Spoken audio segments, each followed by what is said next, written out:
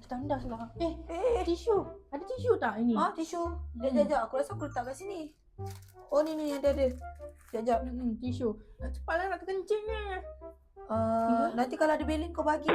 Tak apalah aku buat separuh. Aku potongkan separuh. Tisu pun kedekut. Ni nak lap apa macam ni ni? Okay, sekejap. Aku bagi dia sikit. Nah. Ni je. Okay lah tu. Boleh lah. Aku ni jimat. Alhamdulillah. Dah habis lah pula. Baru nak makan. Nak dibuang lah. Mel, apa?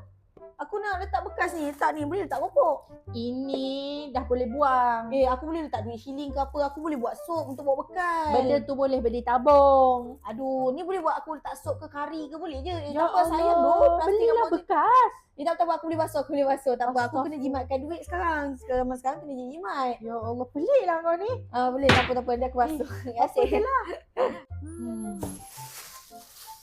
Aini, buat apa plastik-plastik ni kan boleh buang. Aku pakai untuk handbag aku lah. Aku letak handphone. Ya Allah, beg beli kat TikTok tu RM20 je Aini. Ni beg plastik ni cepat koyak. Aku boleh letak duit shilling apa semua. Cantik apa? Okey je. Apa yang cantiknya kalau koyak nanti handphone kau rosak jatuh. Boleh guna, tak apa, jimatkan duit. Aku kan nak beli gelang emas. Aku kenalah jimat-jimat sikit ni. Siapa punya plastik ni aku nak sekali. Astaghfirullahalazim. Orang berjimat juga, tak adalah seteruk ni. Tukarlah handbag warna kuning, warna putih. Okey lah. Aku ambil yang siapa punya plastik. Aduh, hai.